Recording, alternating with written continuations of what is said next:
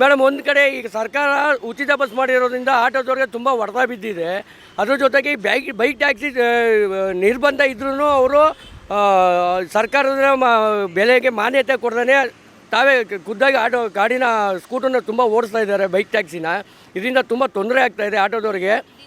ದಿನಸಿ ಪದಾರ್ಥ ಜಾಸ್ತಿ ಆಗಿದೆ ಮತ್ತು ಆಟೋ ಸ್ಪೇರ್ ಪಾರ್ಟ್ಸ್ಗಳು ತುಂಬ ಜಾಸ್ತಿ ಆಗಿದೆ.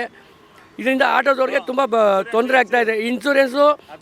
ಇನ್ಸೂರೆನ್ಸು ಜಾಸ್ತಿ ಆಗಿದೆ, ಸ್ಪೇರ್ ಪಾರ್ಟ್ಸ್ಗಳು ಜಾಸ್ತಿ ಆಗಿದೆ. ಇದರಿಂದ ತುಂಬ ಹೊಡೆತ ಬಿದ್ದಿದೆ ಮೇಡಮ್ ನಮ್ಮ ಆಟೋದ ಡ್ರೈವರ್ಗಳಿಗೆ. ಇದರಿಂದ ಸರ್ಕಾರಕ್ಕೆ ಮನವಿ ಮಾಡೋದು ಏನು ಅಂತಂದರೆ, ಬೈಕ್ ಟ್ಯಾಕ್ಸಿನ ಫಸ್ಟು ನಿಲ್ಲಿಸಿ.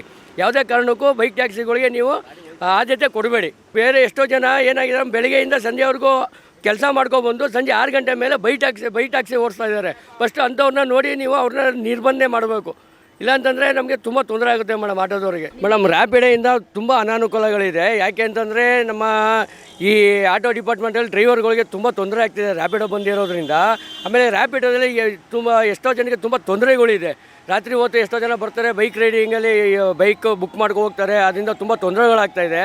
ಇದನ್ನು ಸರ್ಕಾರ ಮನಗಂಡು ಸೆಪ್ಟೆಂಬರ್ 22ಕ್ಕೆ ಅದನ್ನು ತುಂಬ ಕ್ಯಾನ್ಸಲ್ ಮಾಡಿದ್ರೆ ಆಟೋನ ಬೈಕ್ ಟ್ಯಾಕ್ಸಿನ ಕ್ಯಾನ್ಸಲ್ ಮಾಡಿದ್ರೆ ತುಂಬ ಉಪಯೋಗ ಆಗುತ್ತೆ. ಇದರಿಂದ ನಮಗೆ ಆಟೋದವ್ರಿಗೂ ತುಂಬ ತೊಂದರೆ ಆಗ್ತಾಯಿದೆ.